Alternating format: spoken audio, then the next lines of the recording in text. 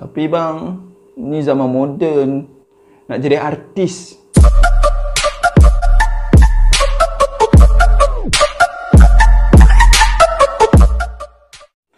Assalamualaikum dan selamat sejahtera. Aku Fakir Tokai. Welcome to my channel. Kita sembang santai cerita berkaitan tentera.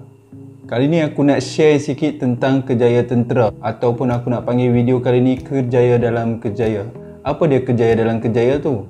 Aku nak terangkan serba sedikit tentang kejaya-kejaya yang mungkin korang tak sedar ada dalam Angkatan Tentera Malaysia ni. Korang mungkin fikir kalau masuk tentera darat, kerja korang masuk hutan, bawa senjata. Kalau masuk tentera laut, naik kapal berlayar. Kalau masuk tentera udara, naik kapal terbang atau helikopter. Jadi, dalam video kali ni aku nak kongsi beberapa kerjaya lain yang terdapat dalam Angkatan Tentera Malaysia di dalam ketiga-tiga perkhidmatan ni, sama ada tentera darat, tentera laut ataupun udara. Yang pertama sekali, doktor. Dalam tentera, ada doktor tentera di bawah Kor Kesihatan Diraja. Jadi, korang yang berlatar belakangkan doktor atau mendapat kelulusan untuk jadi doktor ni di universiti luar, korang boleh apply. Jika ada pengambilan, korang boleh apply. Ataupun tak salah aku, di UPNM memang ada kos untuk jadi doktor. Doktor ni tak kisahlah doktor yang asas ataupun doktor gigi, ada. Kepada yang bukan pegawai, memang ada pembantu kesihatan punya level untuk jadi nurse, paramedik. Ada setiap level yang biasa terdapat dalam organisasi jabatan kesihatan, ada dalam tentera. Sebab tentera sendiri mempunyai banyak hospital angkatan tentera di seluruh negara. Macam di KL kita ada Hospital Angkatan Tentera Tunku Mizan ataupun Hospital Pakar, Hospital Pakar Tunku Mizan. Jadi level doktor ni boleh sampai ke tahap pakar. Jadi kepada yang berminat nak jadi doktor, pada masa yang sama berminat jadi tentera, ini peluang anda. Anda boleh mengejar dua minat dalam satu, nak jadi doktor, nak jadi tentera. Jadi 2 in 1, boleh masuk Kor Kesihatan Diraja sebagai doktor. Okey, tak nak jadi doktor, belajar sekolah agama, pergi Al-Azhar, pergi Yaman, belajar agama, nak masuk tentera, boleh. Kita ada Kor Agama Angkatan Tentera ataupun Kagat, boleh jadi ustaz, boleh jadi ustazah. Dengan kelayakan tertentu boleh jadi pegawai. Dengan kelayakan yang certain level boleh jadi anggota lain-lain pangkat. Sebelum ni kita ada pegawai-pegawai Kagat yang popular, yang paling popular tak salah aku ya, sampai dah jadi menteri lah. Masa zaman Najib dulu dia dinaikkan, Najib tarik dia jadi menteri. Datuk Jamehir tak salah aku. Yang moden sikit yang korang mungkin kenal, Kapten Mukris, daripada drama Sayangku Kapten Mukris. Dia sebenarnya daripada Kagat, walaupun ni dalam drama percintaan tapi Ustaz Kagat. Macam tu lah cerita Malaysia. Kalau nak buat drama berkaitan tentera, ending up percintaan. Tak minat jadi doktor, tak nak jadi ustaz, suka masak-masak, no problem. Dalam tentera boleh jadi tukang masak, boleh jadi chef. Dalam tentera darat ada dalam Kor Perkhidmatan. Dalam Navy ada kepakaran bendari. Bukan calang-calang, kepakaran tukang masak dalam tentera ni korang boleh belajar sampai tahap jadi chef di hotel. Korang boleh dihantar training di universiti-universiti yang menawarkan pengajian kulineri, ada diploma.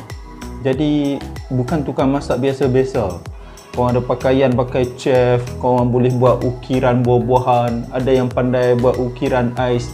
Angkatan Tentera akan hantar kau untuk belajar dan boleh buat.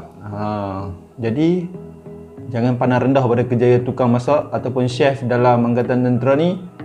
Mula-mula memanglah kita buat kerja-kerja biasa. Dekat luar kalau kau kerja hotel pun mana tu jadi chef kan. Orang kerja potong-potong dulu kan. Lama-lama progress lah. Jadi kalau yang minat masak, ada target dia dalam tentera ni. Mula daripada bawah, nanti boleh jadi chef. Kalau dah habis bekerja dalam tentera, boleh aplikasikan kejayaan chef ni dekat luar. Ada yang di persimpangan dilema, nak jadi bomba tapi nak jadi askar, nak masuk tentera. Dalam tentera pun ada bomba. Bomba lapangan terbang, tentera udara. Di setiap lapangan terbang ataupun airbase ada pasukan bomba di sini. TLDM pun ada bomba. Di pangkalan TLDM dulu pun ada bomba. Di pangkalan TLDM Kota Kinabalu pun ada bomba.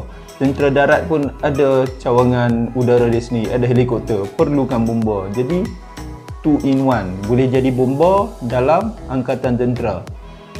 Siapa sangka kan, ada latihan bersama bomba sebenar pun dibuat.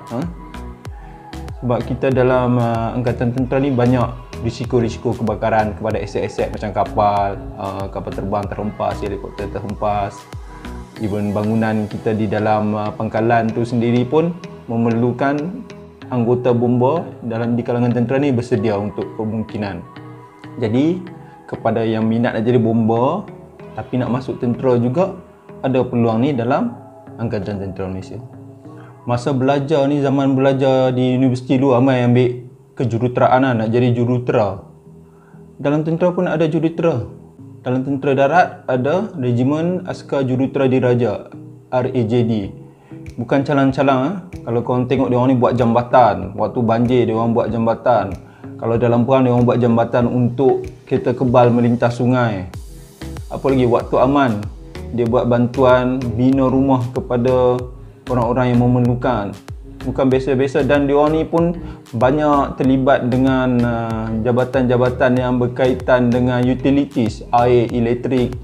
Diorang ada kepakaran-pakaran berkaitan geospatial, pemetaan. Semua ni di bawah juruteraan di Angkatan Tentera Darat. Di dalam Tentera Darat, semua ni berkait dengan Regimen Askar Jurutera Diraja, Tentera Darat ni. Di dalam tentera udara pula memerlukan jurutera yang berkaitan kapal terbang, helikopter. Di dalam tentera laut, jurutera elektrik dan senjata, jurutera enjin. Kapal-kapal besar ni semua ada enjin besar-besar, perlukan jurutera. Senjata-senjata elektronik, radar dalam ketiga-tiga cabang perkhidmatan ni semua memerlukan anggota jurutera yang berkepakaran tinggi untuk mengendalikan dan buat senggaraan. Jadi siapa yang minat kejuruteraan, peluang kerja anda sangat luas dalam Angkatan Tentera ni. Tapi bang, ini zaman moden, tak nak jadi doktor, tak nak jadi ustaz, tak nak jadi jurutera, nak jadi artis. Zaman TikTok semua nak jadi artis. Ingat tak ada artis dalam tentera ni? Ada. Pandai apa? Apa kepakaran kau? Main muzik? Ada. Ada combo. Ada Puzida, Pusat Muzik Tentera Darat. Kau belajar main muzik. Kau masuk pancaragam, main alat muzik. Pembarisan semua tu perlukan ahli muzik. Bukan senang nak main drum, apa yang besar-besar semua ni. Aku pun tak tahu apa benda. Semua ni memerlukan orang-orang yang nak minat dengan muzik. Hari-hari berlatih main muzik je. Ada peluang untuk mereka yang minat dan main muzik, ataupun waktu sekolah dulu dah memang terlibat pancaragam, nak teruskan minat dalam pancaragam, masuk tentera. Ketiga-tiga cabang perkhidmatan darat, laut, udara ada pancaragam masing-masing. Bang, saya tak minat lah muzik yang tu. Maksud saya nak jadi artis, menyanyi, gitar, band. Siapa kata tak ada? Ada. Ada badan kesenian. Dalam ketiga-tiga perkhidmatan ada badan kesenian. Ada band dia sendiri. Kalau korang pernah dengar Gelombang Biru, ini tentera laut punya Gelombang Biru ni, ibu aku pun cakap masa dia muda-muda dulu pun memang dah popular. Gelombang Biru ni siap ada album. Aku tak pastilah, masa aku masuk aku tak tahu pula kata dia ada album. Tapi bila aku cerita kat ibu aku, dia kata Gelombang Biru ni memang pernah hasilkan album. Aku tak pastilah sejauh mana, tapi memang kerja dia ada band sendiri, siap ada penyanyi apa semualah buat persembahan. Dengan badan kesenian tadi, dia memang penari kebudayaan apa semua. Apa fungsi dia ni kan, korang tanya? Fungsi dia banyak kan. Majlis-majlis kerajaan tentera, mereka ni lah yang akan buat persembahan. Kalau ada lawatan tentera asing kan, mereka ni lah buat persembahan. Ataupun pertunjukan kebudayaan apa semua tu, waktu kita buat pergi ke luar negara, dia ni lah akan buat persembahan. Kebudayaan Malaysia dibawa dalam bentuk persembahan. Bukan senang. Kadang-kadang ada kapal tentera laut asing masuk, dia akan buat dinner kan atas kapal dia. Kita bertukar-tukar kebudayaan, kita nak tunjuk, dia ada persembahan juga. Kita pun tunjuk kebudayaan kita melalui persembahan balik. Jadi inilah kepentingan mereka ni, bukan jadi artis kosong saja. Nanti ada orang cakap, oh masuk askar menyanyi je, masuk askar main gitar je. Bukan macam tu, ada sebab dia. Mereka ni pun penting kepada perkhidmatan. Okey, banyak dah aku cerita tadi. Tapi kalau ada apa-apa soalan yang korang rasa ada tak dalam tentera benda ni, korang boleh komen kat bawah. Aku boleh ulas dalam video aku seterusnya. Korang tanyalah apa-apa benda ni, benda yang kau minat ni ada tak dalam tentera. Aku boleh jelaskan kemudian. Jadi sampai di sini saja video aku kali ini. Korang boleh subscribe, komen dan like. Kita jumpa lagi masa akan datang. Sembang bikin bimbang. Assalamualaikum.